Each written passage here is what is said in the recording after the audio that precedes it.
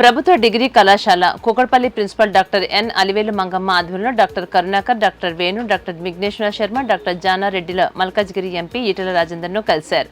షామీర్పేటలోని ఆయన నివాసంలో కలిసి కాలేజీ నూతన భవన నిర్మాణ స్థితిని, కళాశాలలో విద్యార్థుల సంఖ్యను, ఉత్తీర్ణత శాతాన్ని తెలియజేశారు. విద్యార్థులకు సరిపడా తరగతి గదుల కోసం నూతన భవనంపై అదనపు స్లాబ్ అవసరాన్ని ప్రిన్సిపల్ ఎంపీకి వివరించారు. దీనికి ఈటెల సానుకూలంగా స్పందించినట్లుగా ప్రిన్సిపల్ తెలియజేశారు.